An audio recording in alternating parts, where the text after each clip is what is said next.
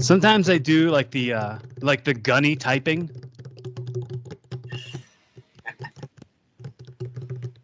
Sometimes I get a little whatever. Yeah. I'm not a musician. I don't know. Sounds great. Sounds great. But it's it's the symbolism of it. The symbolism of it all. Welcome back. Welcome back, Reina. Welcome back, listeners. Welcome back, watchers. Episode 198 of Evolving with Corey Castle. 198. Yeah. We're hanging. This is one of my close friends, great family members. I love her. Reina Williams. Welcome back to the program. Thank you. This is the official first time. Official. Yeah. 110 takes. Yeah. Screw that last time. That's ancient history. Yeah. Man. I'm so psyched that you have paid the currency of your attention and your effort. You've paid that currency to me so much. And there's been my moments where I'm like, am I like, ugh, like gross stuff is going on with my insides. And I'm like, I'm drained. Something's happening. Ugh, I feel gross. And I reach out to you and I'm like, hey, thanks for being my friend. I love you for it. Thanks for being my friend. I love you too. So I don't know how many podcasts you've been on as a guest, but what are the most common questions you get asked?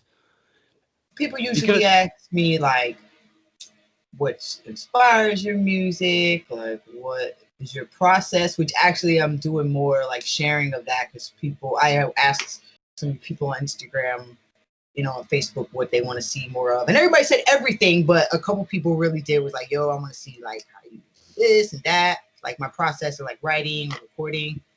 People always ask me oh, how did you get started making music? So those are the standards. Those are all questions that if you want the answers to, look up Reina Williams on other podcasts. Just look up other podcasts Reina Williams has been on. Basically. This ain't going to be the one. Yeah, this ain't it. But dude, I have such a level of respect for the artistry that you've got. How you have those videos where it's you the dubbing machine or oh yeah. All of that. I'm like, how do you construct that? Where is the level?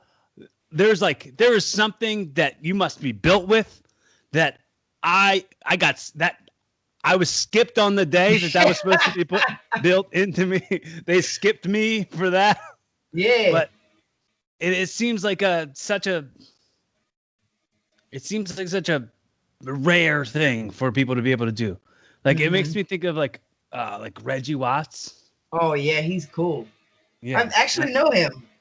Do you? Yeah, I mean he's cool. He used to date someone that I'm acquaintances with, and he came to one of my gigs, one of my open mic, or not open mic, but I used to play at this bar in Brooklyn. But yeah, he does that stuff, the looping and the layering and stuff. Yeah, I mean what I actually saw this artist. I think his name is Marquise Tolliver. And Bianca took me to see him, and he plays violin, and he had the looping. He had the RC 300, which is 3 channels, so you can make 3 different tracks and and he was doing his violin parts on the spot, and he was even kind of starting over, and the people were just so captured, including me. I was in the front, and I saw him doing that. I'm like, I need that. I need that looper yesterday. And so maybe about a year later, I was in Baltimore, and one of my poet friends, Love the Poet, was like, yo, I got one of those things. I'll sell it to you. And it was she was selling it to me for a little less than a new one. She was like, I barely use it. It's collecting dust. I was like, oh, hell yeah. So I got that, and it definitely took a little minute to learn, and it definitely takes practice, especially when you're integrating like the beats and like, because some people just use like guitar or vocals and layer it, but then are trying to integrate the live stuff with the not live, and it just that. But yeah, I like doing that. It's fun. What's cool about it is like you can like rap and sing in the same track. Like not the same track, but I mean the same song. You Yeah, can have like rapping and singing in the same almost right. at the same exact. Hold on. Uh-oh. Cat was trying to jump up on the couch. Okay. Which is a no ski. Can't do that. So, I know we kind of talked about it yesterday a little bit off mic. We kind of talked about it a little bit off mic about how like it feels different kinds of like it kind of feeds different parts of your spirit to rap versus when you got like the singing like the Right. because you said some of it comes from like scatting. You scatting a little bit to get kind of the music part out. But the Right. rapping is just like a visceral Yeah. get it out of me. Like you can just be kind of raw on it. Yeah. And the It's like rapping is more of like the airing it out, and the singing's more of like the finding it out. right. And that's a good way to put it. Yeah, for sure. Like when I'm doing the singing, it'll be, I mean, even the same thing with rapping, but with singing, it usually is like I'm playing the guitar, like I'm feeling some kind of chord progression. That's usually how it starts to really like, I'll have this chord progression or it sounds cool. And then I'm like, all right, well, what can I do with this? You know, and then I'll just start like scatting like different vowel sounds and like singing little different melodies and, you know, and sometimes like whatever the vowel sounds, then that's when I like boil it down to a word, you know, or like what word, and then I'd go from there. And sometimes I'll go back and change it, you know what I'm saying, later, you know, but it takes me long to write, and I'm actually trying to get a little bit faster at doing it.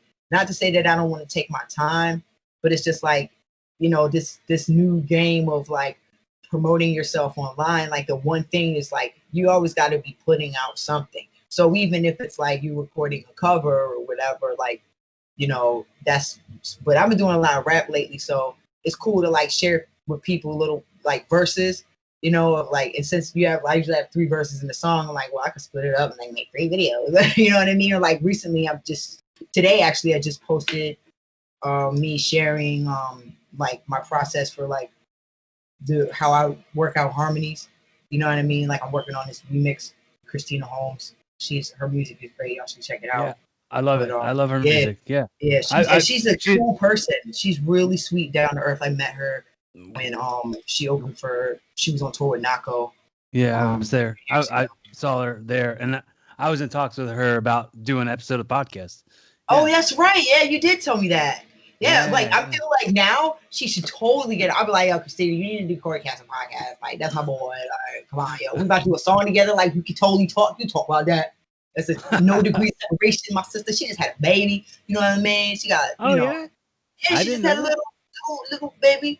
This little cute little girl. Her and her wife. Wow. It was like, yeah, she's adorable. That's great. That's great. I'm proud of her because it's like, you know, she inspires me. Like, even though it's sort of like I've been doing this thing for like a long time, and she's been doing her thing for a long time too.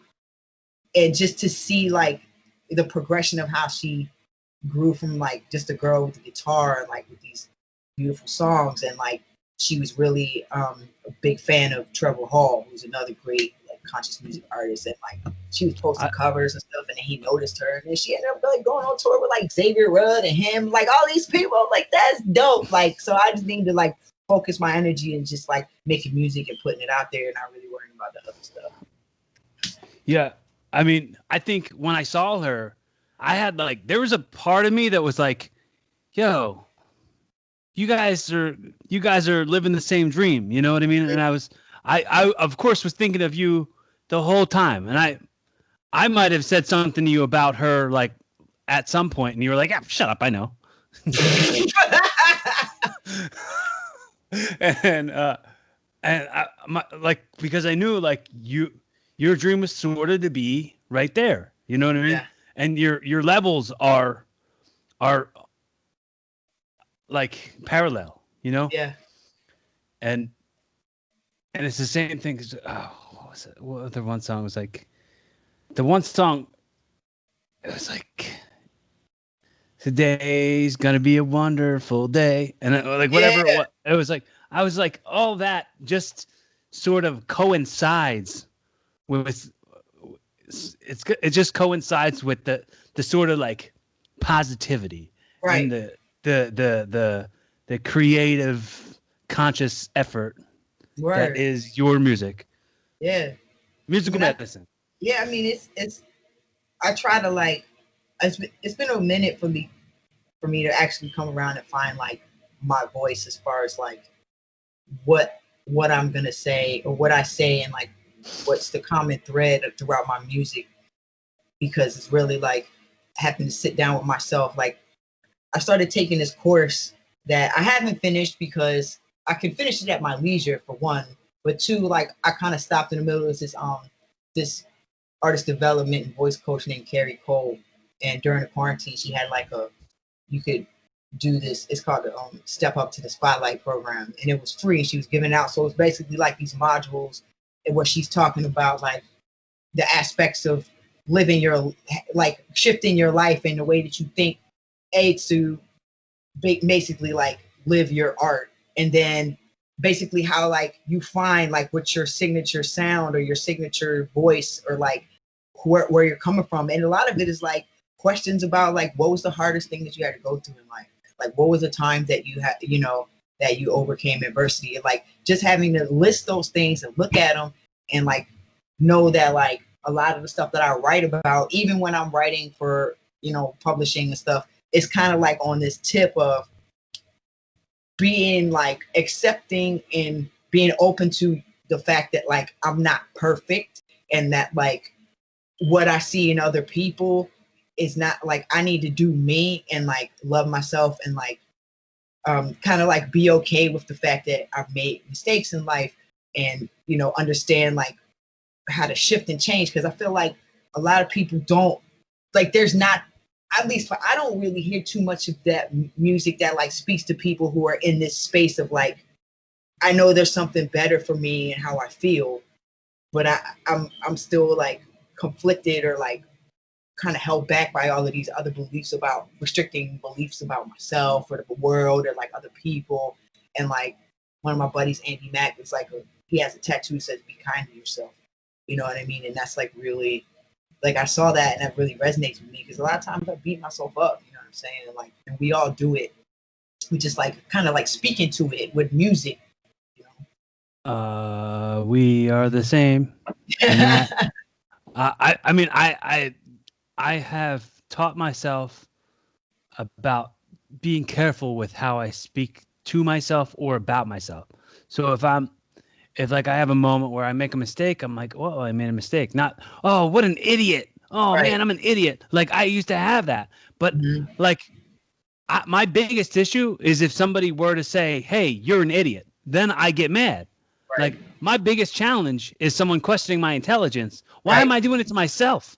Why am I doing it to myself constantly? So I stopped saying dummy, stop saying stupid, stop saying idiot, like anything. Like those are things that bother me if somebody else were to imply that I was an idiot, Right. or I mean, God forbid, say those words. Right. Then they be dead to me. Mm-hmm. Like I'd be like, okay, well, I don't have to give you any more of my time because. Right. So if I don't give myself, if I don't give somebody else any of my time because they say something like that to me or imply something like that to me, why am I giving myself time? Right. I got to be kinder to myself. Yeah. I gotta. Oh man, well that was a mistake, or well, practice for next time. Yeah. So the it's weird. I hear a lot of stuff talking about like people who get what their dream is, or like get to do what they wanted to do with their life, and still feeling unfulfilled. Yeah. Because they thought like they were unhappy with who they are, and then they thought this thing was gonna fix it. Yeah. Like, is it like we kind of have to make a relationship with who we are Right. before the biggest dreams come true. Yeah. But I mean, I lived inside of like oh well, I didn't have any idea. I didn't have a career goal for anything outside of pro wrestling. So like my entire life I thought, "Oh, well, I'm going to make it in wrestling." And then I had to like at a certain age I was like, "Well, I give up on that." But I got to just make sure because like I know you don't meet a lot of wrestlers. I know a lot of there's not a No. lot of us there's not a lot of us out there, but for the amount of wrestlers compared to how many jobs there are in wrestling, you know what I mean? Yeah. It's kind of not it's not it's not like I'm being a defeatist or pessimist to say that like oh well there's the chances are that I'm most likely never going to make it in the wrestling business as like a industry, like Right. as a for a living. Mhm. It's So the I same with mean, music, you know? right? It's Yeah, like, think about how saturated everything right, is with, music, and now people can make music at home, so, the goal or the dream 10, 15 years ago, 20 years ago, before the internet really like changed everything, was like, oh, people want to get signed to a major label. You know what I mean? right, You want to get somebody to back you or like give you money, and like the chances, like, for every 1,000 artists, 1,000 of those artists might not get signed. You know what I'm saying? You got to throw more numbers in there, and then there's like what's fair and like what's sustainable. Like, I don't know if you ever watched that, if you ever saw that documentary about the dude, I can't remember his name because he's not a good person, so I can't remember his name. But the guy, Rick, was it Ruben? Maybe something like, well, that he discovered the Backstreet Boys and like he developed them, but oh, like, I know and then he went on to have NSYNC, and basically like that NSYNC guy was like, recently died, right? yeah, he died, and I think he was in jail or whatever. But he owed so many people so much money. Like, Uh, it was like 2 or 3 years after NSYNC had blown up. Like, they're getting flown everywhere and like all of these dinners and la la la la. And then, but they had never gotten paid. Like, they had right, never gotten a check. Like, the one guy was like, "Oh, you're getting per diem. Like, basically, that's $25 or $40 a day for you to eat." You know what I'm saying? And unless you banking all of that for 2 years, they weren't making any money. And then come to find out, when they all sat down at the table after 2 years of grinding or whatever, then like and he's like making a big deal about presenting their checks. And Lance Bass said he wanted to get up and walk away. It was $10,000. Like, each one of them that got $10,000. You're talking about millions of records, world tours, yeah. endorsement, and they getting $10,000 a piece. Get out of here, Charlie Brown. That's why I'm just like, it's not even. Like We imagine can't. like $10,000 is just a tiny tip of the iceberg, especially like considering the kind of merch they were moving, like T-shirts and posters, and like that's barely anything.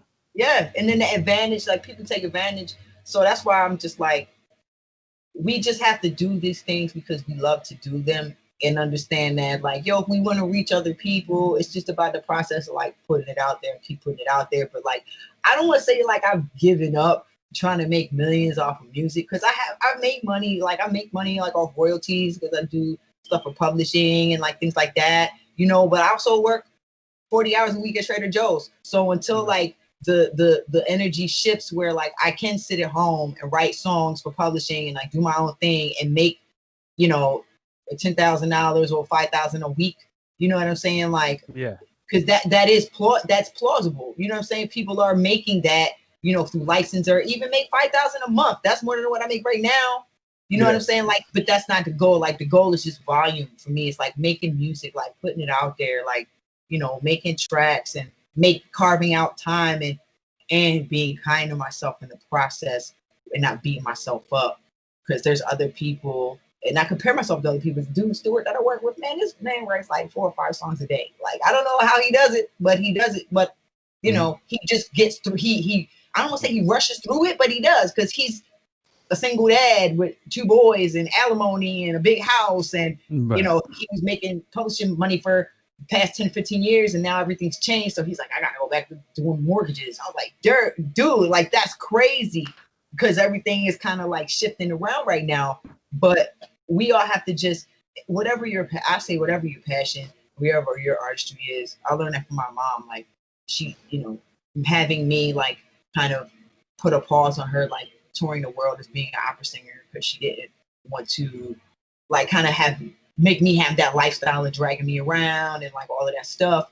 But she still, sings Baltimore Opera Company and Washington Opera, and she teach voice, and so it's like that's what she loves to do. And for her, if she's doing it in any capacity, that brings her joy. I didn't realize that was your origins. Like I didn't realize that your mother was an opera singer. I didn't know that. Like so that's like in your genes. Like that's like you're in your makeup. Oh, it's deep in DNA. like her father. Apparently, my mom was adopted from Dominican Republic, but her father, from the DR, his name is Joaquin, and he actually was a famous musician in the DR, and he had perfect pitch. And on my dad's side, my grandfather, my dad's dad, Herman Jr., because my dad's the third, I think. Yeah, so Herman Jr., he used to play stand-up bass in a band. Like, so musicality, and my dad used to play drums. That's how he and my mom met. They were in a band together, so music is like in my blood. I've been around it my whole life. And wow. So it's sort of like I was supposed to be doing it in some capacity, like something, do it. Right. So like you're destined for it. You're destined for living this dream like constantly. Yeah. But you realize that it's not, none of it's gonna just be given to you, and I love that. Yes, that I used to think that a lot. I did when I was younger. I was like, man, somebody gonna find me. They're gonna come find me. I got a demo. They're gonna sign me. Oh yeah. I'm guilty of the same exact thing. Just like asshole 20-year-old entitlement. Like I can't explain it in any other way except for like, well, like I know that this is what's gonna happen. They're just gonna like this company that I'm with is gonna get huge, and then I'm gonna for sure make a living off of this. Like for sure. I thought that same stuff when I was in my 20s. Like, wow, yeah, this is for me. And nah. Nah. Yeah, I feel like I don't know who said it or I heard say it, but like life is not a destination. It's a journey. So even like you were saying, like people getting to that point and still not being happy. Like I met a guy, he said he used to work on Wall Street and he was unhappy being poor, and then he ended up being like a millionaire and like buying his house, and he was sitting in the house and he was like, I'm still unhappy. You know what I mean? Because that stuff is not about that. It's about like your insides. Like I see a dude like DJ Khaled, for example. I don't know if you ever follow him on Instagram, but right now he's in Turks and Caicos making an album. But like you do not see any pictures of this man in the studio. Maybe for every 10 pictures or videos that he posts, maybe one of them you sort of see him like in work mode, but he's in like play mode, but he's with his family. And so at first I was like, oh, because he's the type of dude, he likes lavish things, but I'm just like, he genuinely seems like a happy cat. Like his family, like granted, who's not going to be happy with all that money? I don't think that's it. I think that he's learned how to just be like, I'm a positive dude. Like it's almost ridiculous how positive he is in some aspects, but like I can't help but just to smile when I see him because I'm like, yo, he's living a life that he wants to live, and he would be that happy cat even if he was still DJing in Harlem. You know what I'm saying? Being rich and being wealthy aren't the same thing. No. Like there's wealth is like an inner strength, like inside of having money. Comfortability inside of who you are when you've got the means to have whatever. Yeah. Because like there's a humility that comes with it. It's not like sometimes and I think I heard this quote from Wayne Dyer back in the day, who Wayne Dyer is like inspired by Ram Dass and right, yeah, and he's a speaker. I read his book, he said that he would talk about your ego and how it can kind of get out of control. And he like broke down ego. he called it EGO, edging God out. Yeah. So I heard that, and I thought that then also made me start like thinking about like what holier than thou mentality was like since he had brought that up, and I was like, oh, all right, because you've edged God out, so you're holier than God. You got it more figured out. Yeah. Yeah, And that's totally makes sense.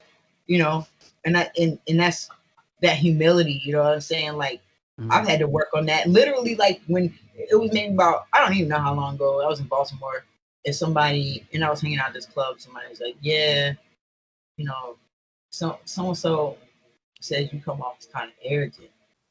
And I took offense to that. I'm like, what? Because I was thinking about it in the sense of like, oh, I think I'm better than people, but I didn't realize that that's what people were seeing from me, because from my perspective, Baltimore is a very interesting place to be a creator and also be a woman, kind of putting yourself in this male dominated community of like hip hop music.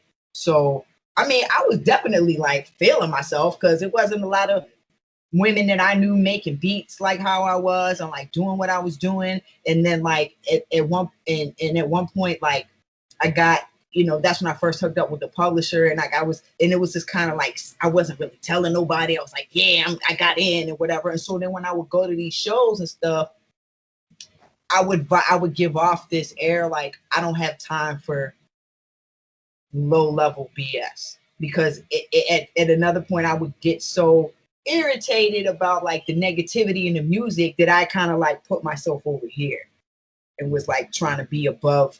And I didn't realize that I was doing it until a couple people said that to me.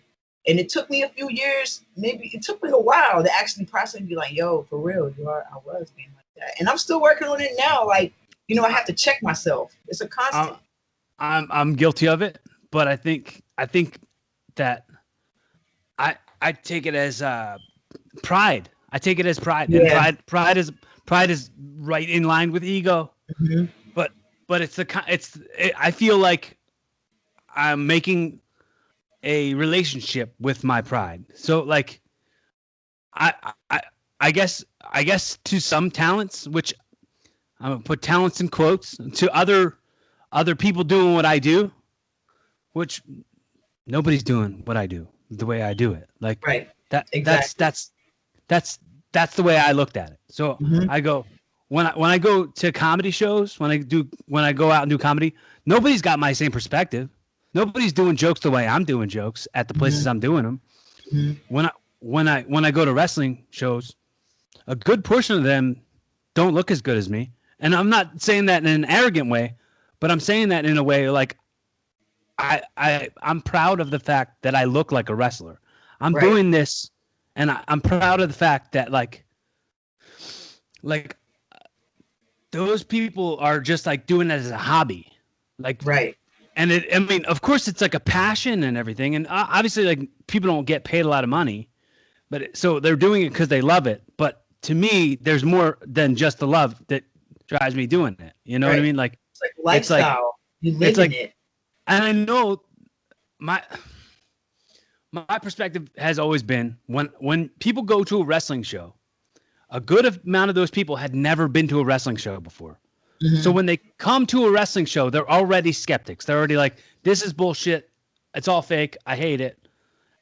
Like, why then show up and see dudes in jean shorts with a spare tire? Like, right. And then have them not go, oh, this is all dumb. Like, right. Like, I always look at it like, well, I'm going to have them show up and see me work and then be like, wow, that's what wrestling is supposed to be, I guess. Yeah. Like, I have a little bit of pride in that, but that's not me shooting anybody down. Right. That's not me shooting anybody. And my ability to bond with anyone who's, you know what I mean? Like because at the same time, they love wrestling just as much as me. Right. They love wrestling. That's why they're there. Right. Like that's why anybody's there, is because they love it just as much as me. It's just they have different daily lives. You know what I mean? Mm-hmm. They have different things going on. They have different circumstances, and I don't want to like say, oh, all these bullshit excuses. No, with reason. There is reason why this person has different set of goals, because I look at everybody and I say, and we've talked about this before, but it's like, I know everybody lives a different life. Everybody's had a different childhood. Everybody's had mothers, brothers, sisters. Some people, went through foster care. Everybody had a different struggle in their come up. You know what I mean? And some of them are still, like, while it appears because they're at a show and they're smiling and happy that they're doing fine, but maybe they're not doing fine. Yeah. And I mean, I'm grateful for what I've got, and that pride and that gratitude maybe go like in hand, sort of like in a frequency, Yeah, I think it sounds like just respect for yourself and doing the best that you can with the things that you are putting yourself out there. I mean, I'm the same way. I'm totally picky about what I do. And like right now, I'm really working on trying to be a better engineer, because especially right now, like I could send my stuff out and pay, a buddy of mine $250 a track for him to mix it. And I don't mind doing that for like, big album, like, oh, we going to the studio or I'm recording the whole band or whatever. Like there's different levels to it. But if I can get my stuff to sound how I think it's supposed to sound and how, what people used to, how things are sounding quality wise, like I'm not going to be, I'm that's what I'm trying to learn how to do. But I'm not going to be like, oh, that person is not a good mixer. Cause I know like it's everything is growth, you know what I'm saying? But I want to put my best product out there because that's the type of pride that I have in what I do. You know what I'm saying? And if it doesn't sound like how I want it to sound, people might not hear it ever. You know what I'm saying? And and I've just recently gotten out of my own way and being like, okay, I'm gonna let these people kind of like do stuff, or like I'm gonna let somebody else send me tracks. Cause I used to be like, oh, I want to make everything myself so I can say I did it all, and people be like, oh, she's so great, and I'm just like, yo, but that's tiring, yo. Like to write the song, make the beat, mix the song, doing this, doing that, and then you are wearing 15 hats. But that's only so that you can tell yourself that you did it yourself, because you telling other people that you did it yourself doesn't matter to them as much, because it's just they didn't see the work. They didn't know the work that went into it. They just hear the finished product. And if the finished product isn't as good as it could have been if you asked for somebody's help, then that's on me. Right.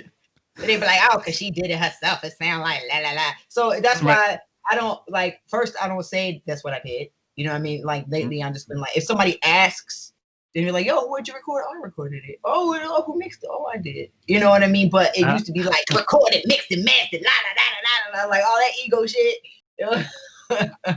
I was doing a bit on stage about how a lot of people do things just so that they can say they did them. Yeah. Like not a lot of people just do things because like that's a thing they want to do. Like let me give you an example. Like you're listening to this podcast because like you can say later that you listened to a podcast today, or like you're like at this comedy show tonight, so that like tomorrow you could be like, oh, I went to this comedy show last night. Like here's another example. On Thanksgiving, like at midnight, it turned Black Friday. My mom had went out shopping, and while she went out shopping, I snuck into her house and I did all her dishes, not for any kind of thank you, just because like I wanted to be able to tell the story here today and make you all think I'm a good person.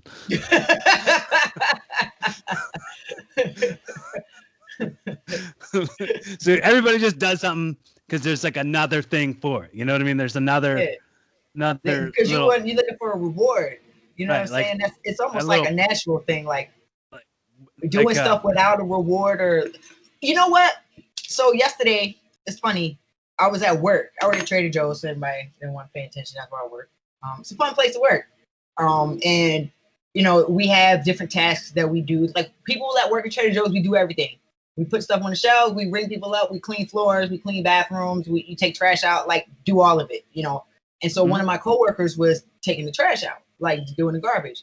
And I told her, I was like, oh, you're doing God's work. And she didn't get where I was coming from. She was like, oh, this is God's job.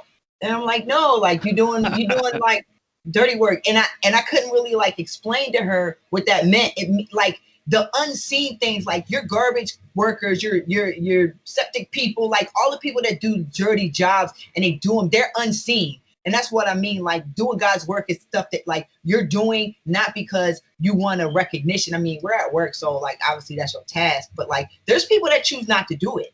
You know what I'm saying? Like even if you blocked out for some time and you're supposed to go get carts and part of it after you get carts, you're supposed to clean trash and blah, blah, blah. Like some people don't do that, you know. But then there's like people that do because they see it needs to be done, or they know that it would make everybody's life easier, and they're not asking for like recognition. And that's what I mean by like you doing God's work. Like that's that background stuff that helps others that doesn't really benefit you at all. Right. You know, it's like a call. It's like a duty. It's like a duty to others, a service of others. It's universal.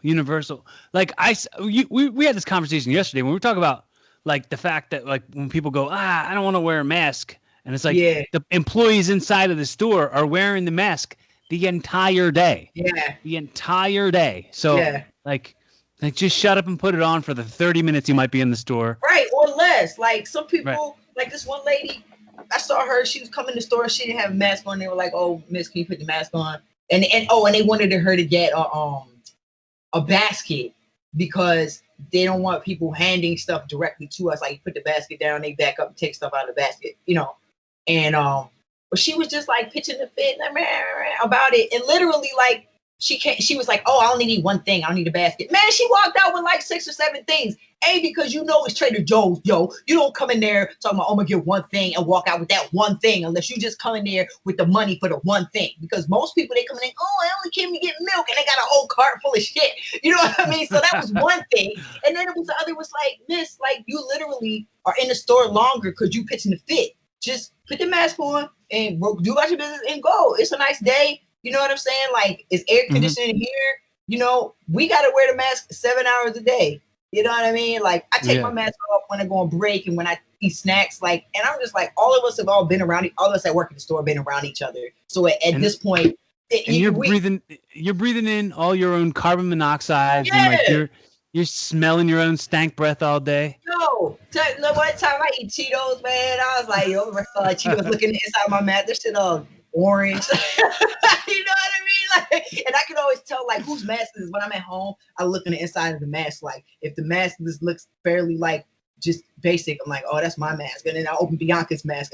It's like because we have like similar masks. Like, oh, but always makeup in there. That's Bianca's mask. And then she was like, I don't even know why I bother putting on makeup. No, right, exactly. Like right now is the time to purge the makeup. Yeah, I mean, she does it for her. Like, you know, the other day we had a party for her 5-year-old nephew. He turned 5, and it was so fun. And she looked beautiful. Like she got dolled up. She was like, I haven't done this in so long. So a lot of it is like the therapeutic. Like you want to beautify yourself because like we've been all on lockdown and nobody's seen each other. And there's a woman that used to work at my job. She used to come in with like this amazing eye makeup. Like every day, like her eyes would just be like, she had clouds on one time, she had stars, like with the eye makeup, just very nice. And I'm just like, I love seeing how people are like adjusting to at least make themselves feel good. It's therapeutic effort. It's celebratory. It's a a return to somewhat normal. Yeah, and they're really like that appreciation for like, okay, you had time to like Netflix and chill and sit in the house. Like I remember at the beginning of this, I was like, yo, people always complain about their jobs. They say they want a vacation. Well, there you go. You want to spend more time with the family? There you go. Like, and this whole thing has really like brought out a lot of things for people, both positive and not so positive. But I think that ultimately it's really a good, like, virus and pandemic aside, I think the time of us having to be still or like being compelled and I don't want to say commanded, that's the wrong word, but like encouraged to stay still and be at home it really like put life in perspective for a lot of people about what was important to them, Mm-hmm. and some people are taking this as a reflective period, because they're like alcoholism's up and domestic violence and all these things that aren't so great because now we have people who have been married for years but never spent more than 5 hours in the same room together.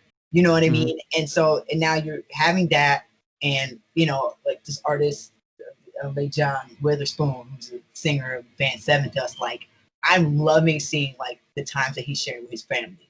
You know what I'm saying? Like, and him and his wife were expecting another baby, which a lot of people expecting babies. In the house, but whatever. But it's the joy. But they're like, it's joy. Like they're like. I'm like, yo, they seem so cool. I would hang out with them. Like, he's in the room with his kids are like playing drums and they're got masks on and costumes. Like, that's what it is about. Like, getting back to like being silly and playful and like finding ways to entertain yourself and like read a book you never read and like do some workouts you might have never done. Like, you were telling me, like, you gonna come out of this ready. You know what I'm saying? Some cats stay at home and eating ice cream and chips and stuff, letting it all hang out. I mean, that's cool. Yeah, we got like I the went to 15. I went to like a taping, like an indie wrestling taping or whatever. Like, they were doing like just empty building taping. Yeah. And there was other wrestlers there. Like, these are men. Some of them look pregnant, and I was like, dog, what's up? what happened? Go, dog. Damn, dog. You could have ate the same what you were eating and just not exercise. You wouldn't have a whole nother life on the way.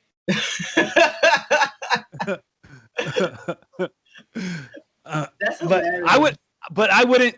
Here's the thing. I know that when I was putting on a little belly. Yeah. When someone said something to me about it, it stuck with me the whole day, the next day, the month. It bothered me so much that somebody would say something to me like that. I would never say something like that to somebody. Right. I mean, I'll think it. Like, maybe I'll say it to my friend, or be like, right. Somebody, but it's not right. It's not in a way to like talk shit. It's just like, wow, I didn't realize that so and so looked pregnant now. Like, look, sorry. But the thing is, I think like they know it. You know what I mean? I think that's the reason why it's like, like you feel it. Like, one time, oh man, it's always like your grandma or somebody. I mean, God rest her soul. My Grandma Margie Williams, my dad's mom. This was man, I don't know, this is like 15 years ago. I was in Baltimore, I was still there, and like I used to take kung fu, so I would go from times being like really in shape and then like kind of falling off, and like, cause I like to eat, you know what I'm saying? And this is when I was still eating meat and like, hot dogs and hamburgers and all of that type stuff. And my grandma, I went to go visit her one time. She looked at me, she's like, "You look like you gained a little weight, baby." Just like that, you look like you gained a little weight. Baby, you look like you gained a little weight. And after she said that to me, literally, like, it was winter time. The next day, I started running laps in the basement. I was like, Grandma told me I gained weight. Well, it's weird. It's weird. That's funny, because that's a conversation I was recently having. Like, somebody was like, oh, like, I think it was a podcast I was listening to or something. They were talking about, maybe it was a podcast I was recording. I don't remember. So if it was a podcast that people who were listening have heard me have this conversation, maybe skip 15 seconds ahead if you can. Well, it's like we're the difference between it's like, okay, there's some shaming can be motivating, right? But the shame itself borders on bullying, right, and judgment. So it's like there's got to be a level of like, I do love you and this is constructive, right? And it's like, dude, I don't want you to feel down about yourself, but I want you to feel better about yourself. Like, I was on the beach recently and I saw a woman walking and she was really heavy, and I was like, man, this has got to hurt to be that heavy. Like, it's got to just hurt everywhere. Like your knees, your back, everything's got to just hurt. and I feel bad for you. Mm. It's a strange thing. I was actually talking about this today with my roommate. It was like when I was a child, and I got made fun of a lot. Like I used to have to wear an eye patch and stuff. Mhm. Like I wore an eye patch when I was a kid, and I had like real thick glasses, and uh, I had like I would pick my nose and stuff. I was just a dork. I was skinny fat, and I got picked on a lot. Uh, and and I would come home and talk to my mom about it and about how people would pick on me and make fun of me, and I felt bad. And she would be like, "You know what? You gotta feel bad for them. Maybe they're not happy with themselves. That's why they're doing that." And that never made me like an angry person. Like I never was like, I was a victim, because it's like, oh, like this is a circumstance where I happen to be caught in your crossfire. Like you're doing this. If you're doing this to me, it's not just me that you're doing this to. Right. Right. Hey, cut it out. Yeah, these cats back here, they doing what you do, wrestling. But yeah, So, like I hear you, man. And that's a beautiful thing to be instilled in a young person, you know, mm-hmm. which you could totally segue into that thing we were talking about being special and how like there maybe last year it was like people were like, oh, Mr. Rogers told all the kids that they're special, and that's not true. That's gonna make them have an unrealistic view of themselves. Like y'all don't get, like, come on, like, you know what he was saying. You just needed a clip to be on the news to be complaining about something. Like, for real. Like, it's not, oh, you're so special from other people. It's you are worthy. Like, and I don't think that children understand the word worthy more than they understand special at that moment. You know what I'm saying? In their lives, like loving them regardless. Like your mother saying that it's other people's problem is so beautiful, instead of like me being told sticks and stones break your bones, words never hurt you, which is a lie. Like words do hurt, and I don't really understand. I mean, that I guess that was like old school thinking, and kind of almost like this advanced way of like words are just words, but they still hurt. And so it's really like how you process those words, like taking it personal, or like you said, being like, well, that person's on that part of their journey and I have no idea what's going on with them, so I'm not going to really give it too much other thought, from the criticism standpoint. Like when trolls come out of the woodwork, like this, oh man, this one time, this was so funny. I put out this rap on Instagram last year or something, and I promoted it. And so, when you promote stuff, people that don't know you will see it. And so you get all the people coming out of the woodwork. They want to have an opinion. So this guy was like, don't quit your day job. I could rap better than that. Like that. And I was like, and you know what I said? I was like, that's amazing. Good for you. And that was it. I just left it like that. And then I went to his page and I was like, bruh, like he totally was just like, not, it seemed like rapping for him was just a little baby hobby. He just did it while he was super drunk. It was mostly like him playing video games, like that. And I'm like, yo. And so I left it alone. And then he comes back a few hours later and he was like, you really are good. I'm sorry. I was just having a bad day. And I was like, thanks, dude. I hope your day gets better. And I just left it like that, because that was literally his stuff. Like the old me would have been like, yo, I can't, what he mean I can't rap? What he mean, la, la, la, la, la. But now I'm just like, it's the internet. People play games with being overly critical and like troll it. So it's like, you can't, it doesn't matter what they say. When we came out with that 15-minute short film, I put it on Twitter and somebody responded to it with only saying, don't quit your day job. Uh-huh. And I was like, in a time where almost everyone doesn't have it's a global pandemic. A lot of people don't have a day job. I was like, so that tells me if you made the effort to just say, don't quit your day job, I don't think you actually made the effort to watch the film. Because I think I don't think he had watched it. He was it's a troll nature to just hate. Right. So then he was like, actually, I did. So I think at that point when I called him out for not watching it, he watched it back with a hater's eye. Right. And he was like, unoriginal. like whatever hater thing he wanted to say. And I was like, all right, dude, whatever. Do your thing. But now if you look on the YouTube, it has 1 thumbs down from that one hater. Like Yeah. it has like hundreds of thumbs ups and 1 thumbs down. Yeah. And I used to only focus on the one thumbs down. I'd say, no, it's 4 people, they don't know what they're talking about. Now I'm just like, that's the law of averages. Like, you know, you go on something that is really dope and there's still like 54 thumbs down. And like at that point, I'm like, well, those 54 people, either they're deaf or like they just like a certain type of music, man. Because I work with this guy named Dirk. He's always telling us to change the music when it's not classic rock. I'm like, Dirk, I know he's 60 years old, but he don't like nothing. I'm like, nothing.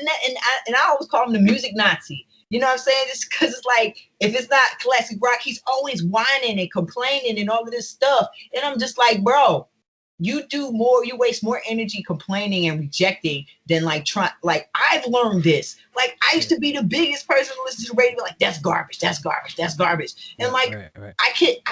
I'm allowed to not like something, but now I'm trying to be like, well, why would people like this? I mean, there's some stuff I'm just like, I don't get it, but I don't spend my energy. I try not to. I'm trying to be more aware of like me spending my energy, like being a little hater inside of my own. Mm-hmm. Yeah. Because I'm a musician and I'm like, oh, they should have did that like that, or oh, that's garbage because they not, right. You know. I try to find something I like. Aspects of it.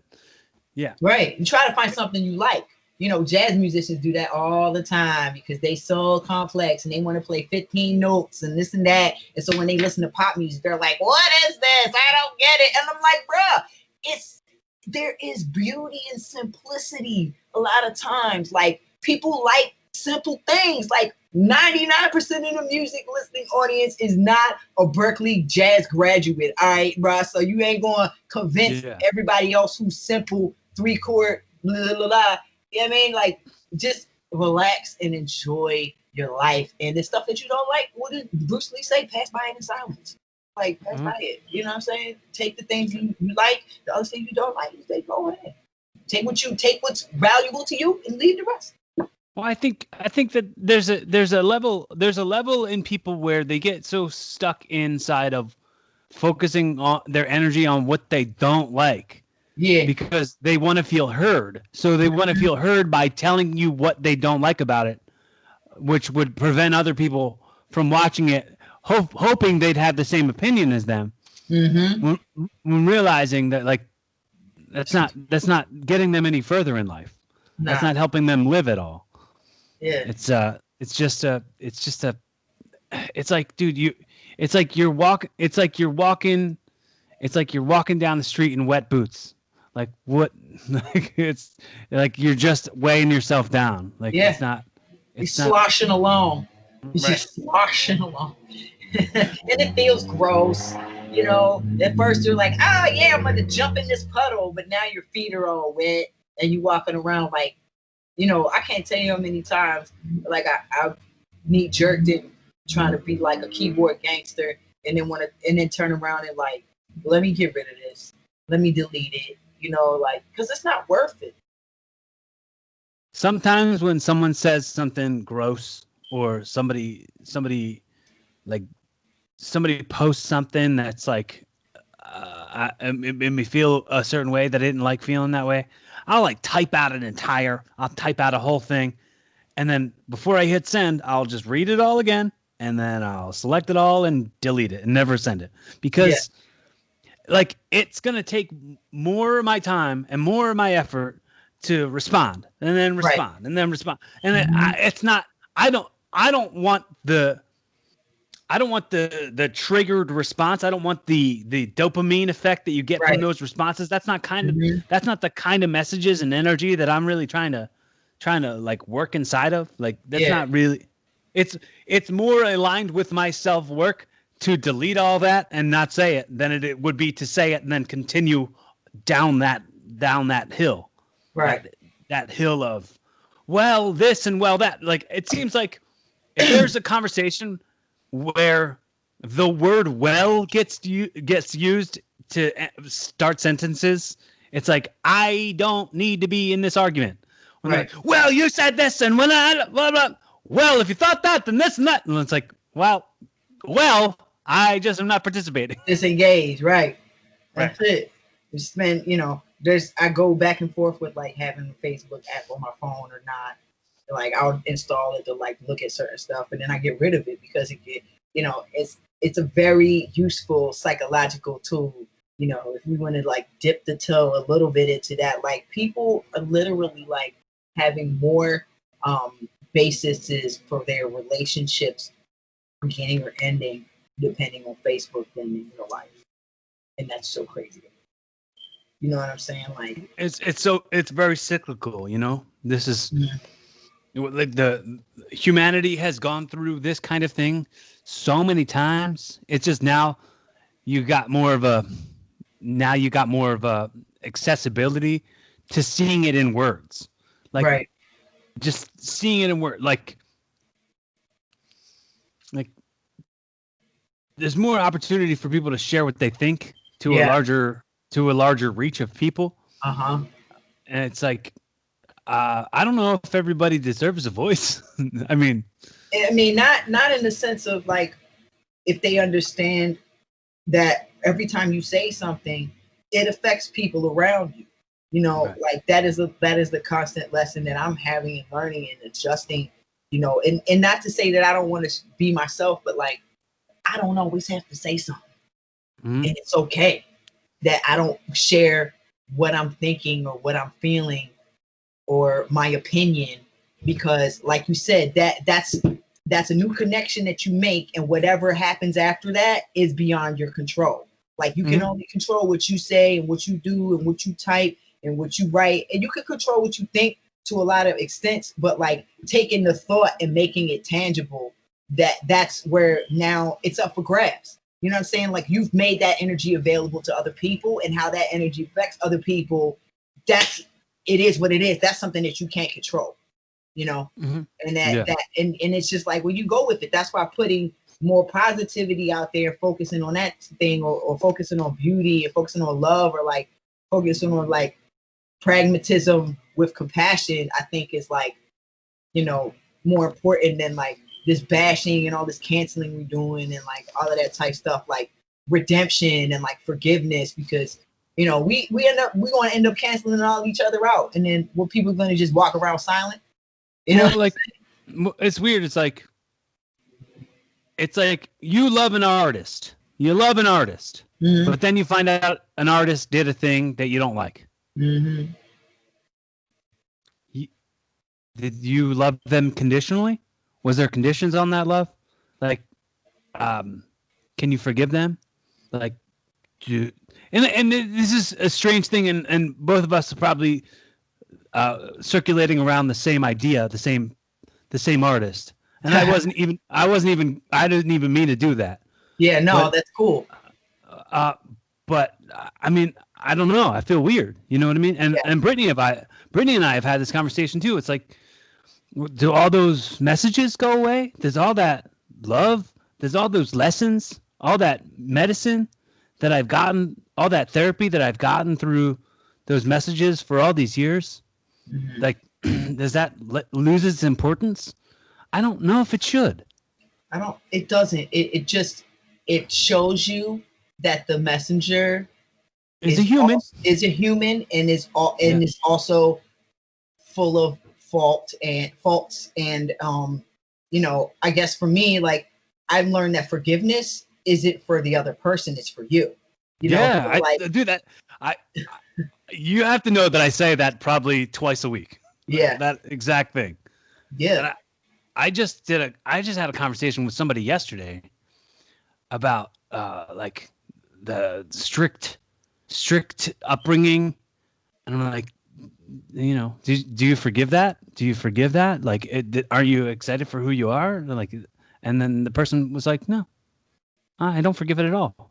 Like, F them. Like, whoa, like, eesh. Right, but that's what they're holding on to it, versus like that lack of forgiveness doesn't affect the other person. Like for me, with the whole situation with this artist, I felt very disappointed. I don't know if you watched the little video that I made, but I felt I did. And it was I like, actually, There's It was somebody who more like, commented, and I followed somebody who commented recommending someone else to follow. yeah, And then I read her stuff, and I was like, "Oh, I still not. I'm not. right, like I feel. yeah, like I'm it, still like even more conflicted now than I was.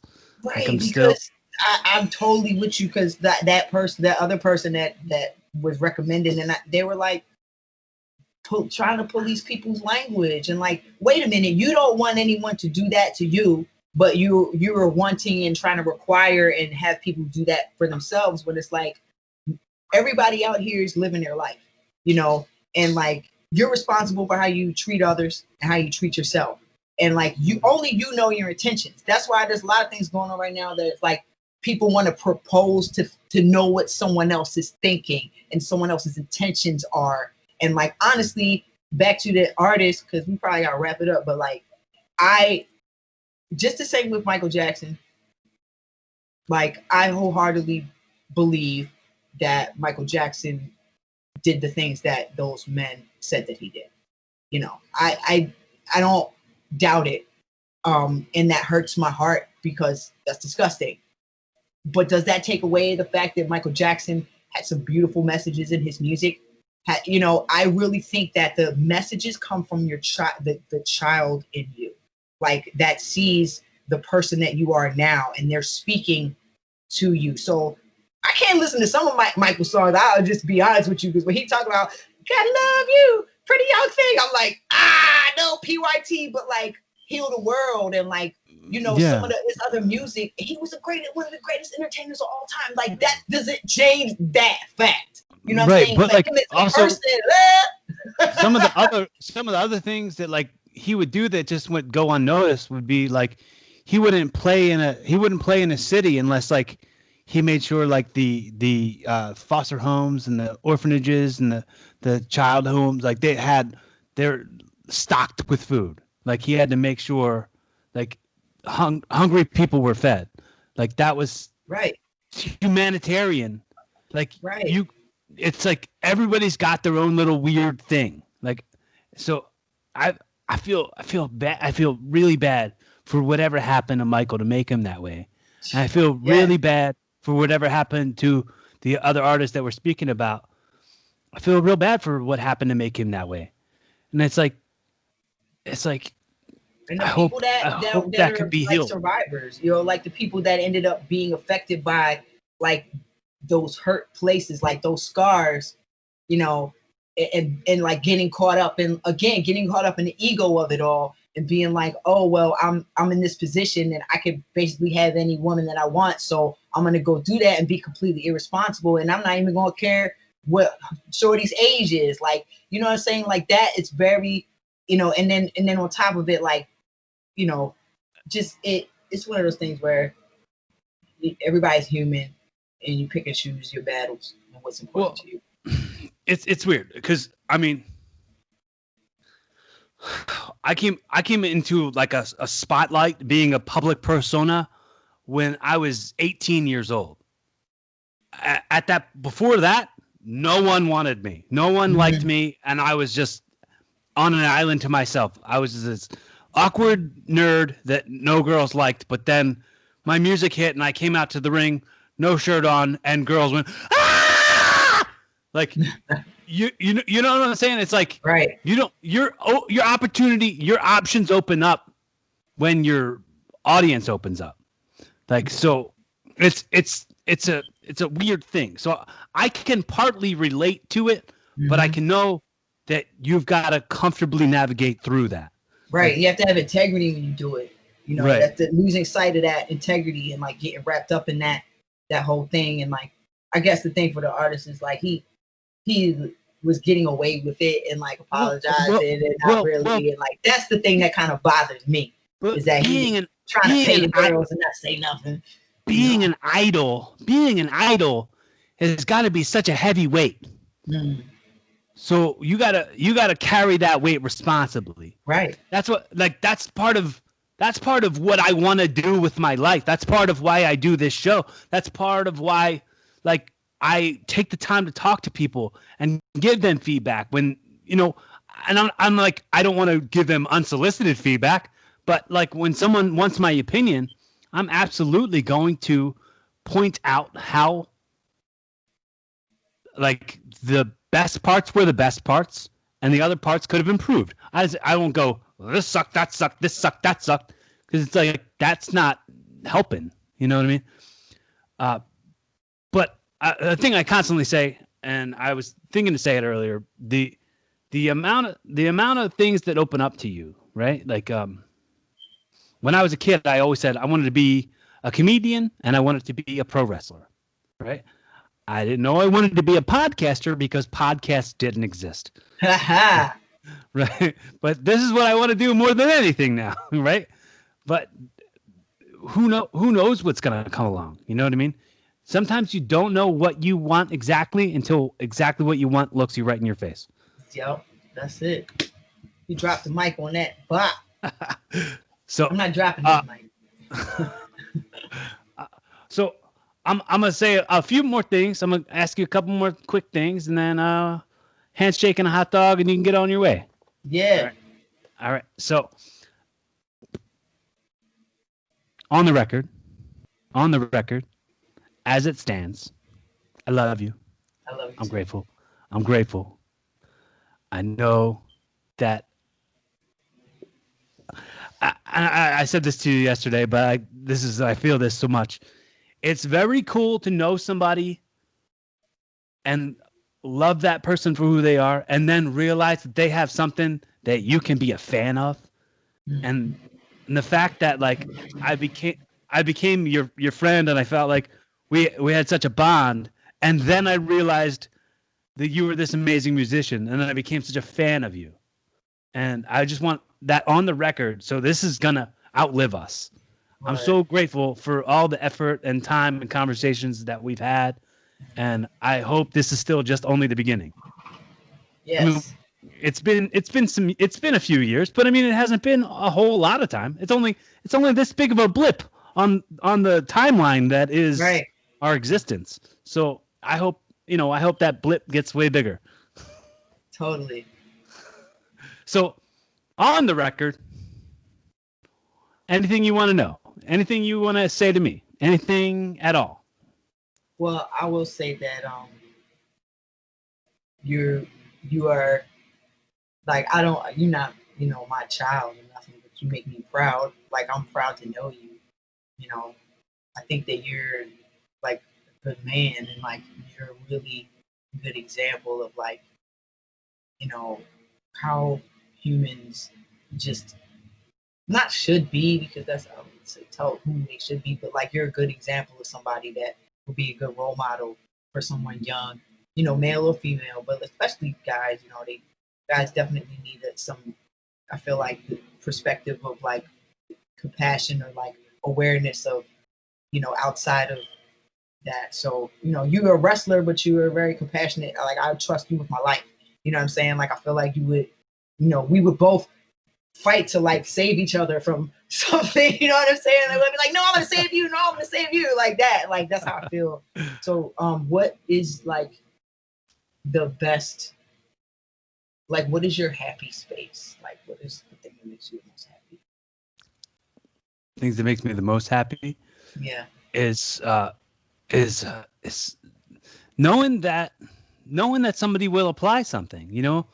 Knowing that like if someone comes to me and asks me something and or even if I say something to somebody and it affected them in a really like in a positive way, and then they've applied it and I get to see the evidence of that, like I get real proud of the fact that some of my best friends, in particular Nico Sozio, my old tag team partner, was inspired by me to start his podcast. And his podcast is amazing now. And it's a great podcast that I now get to listen to. So it's like, I like to be in that space of like accomplishment in the fact that these messages don't fall on deaf ears. Mm-hmm. Like sometimes I get in my moments where I'm like, no one's listening, no one's hearing me. I'm like, oh, like I get caught in the same like the modern 2020 traps of my stats aren't big enough, my Right. numbers aren't, my audience isn't big enough, my tweets don't get enough retweets or likes. Mhm. The traps, Yeah, the trap. rabbit holes. Yeah. But then I see things like that. I have friends say, you know, I love you. If I have a friend who sincerity is my happy space. Yes. Like, of course, adoration and validation are all part of this, like, this ego hole that I got in me that I can't fill. But Right. but you know, I love compliments. Compliments are my happy space. I love when somebody says, hey, wow, you're a handsome guy. I'm like, you shut up. but like, you know, I have the same, you know, I have the same struggles as everybody else. And you know, money's a son of a bitch, and Yeah. like, I get to a point where, like, I have enough to not struggle and worry, and I can take away somebody else's struggles and worries and help people. That's where I want to be, you know. And I hope, you know, with these messages, that's just a fraction of it. With the consistency of going, like, well, you know, we're you know, we've got to be a better version tomorrow. Right. We got to be a better version tomorrow. We got to be a better version today than we were yesterday. That's all I ever want to do. Mhm. It's beautiful, man. Thanks. Yeah. Thank you. So Thank you for having me. So welcome. So one last thing. The way we wrap it up, as I always ask you, I've hypothetically gifted you this show. This has been your first episode. Evolving with Reina Williams, episode 1. Yeah. The pilot. In a very Jerry Springer's final thought sort of way. How do you wrap it up in a nice little pretty bow and get the takeaways and the, you know, all the stuff that, you know, you want to put over, if you want to throw some cool messages in there? Yeah, I mean, my message would be kind to yourself. I sound like Jerry Springer. He said that, be kind to yourself and each other, but like, that's true. Like, it seems corny, but be easy with yourself. Like, I'm saying this to myself right now. If I'm listening in 20 years. Can you quote RuPaul real quick? You know what RuPaul says at the end of every episode? If you can't love yourself, how the hell you gonna love somebody else? I mean, that's it. So yeah. That's the wrap up, man. Just be easy with yourself. Like, learn yourself. And if there's something that you realize or that's brought to your attention by someone you trust and you know, that said, hey, you know, this is what's going on with you. I'm observing this. Trust it. And just be kind to yourself and work it out. Do you want to do it a little different? Do a little something different than I always do? Like, that was a great wrap up for sure. Yeah. Great wrap up. So I could say the closing part, and then after I say it, you want to do a song? Let's see, what time is it? Man, I gotta get ready for work, bro. Okay. Splice that other one in there. Yeah, that now we've decided when we can splice that other one in there. Stamped it. Stamp. Put a stamp on it. So it's a little right. like another clip of me doing the song. Corey Castle was in the videos. Right, the video will be out whenever it's out. Grateful. Thank you. You're welcome. I love you. I love you too. Everybody, if this is your first time listening to the show, go back and check out the other 197 other episodes. Hit that subscribe button so you get a new episode every Monday. If you're following it on YouTube, go ahead and subscribe to the channel. You'll get a new episode all the time. You get new episodes all the time. They don't go on a schedule. So thanks so much for all the effort. Thanks so much for your time. Be safe. Welcome. Have fun. Keep evolving. Peace. Bye.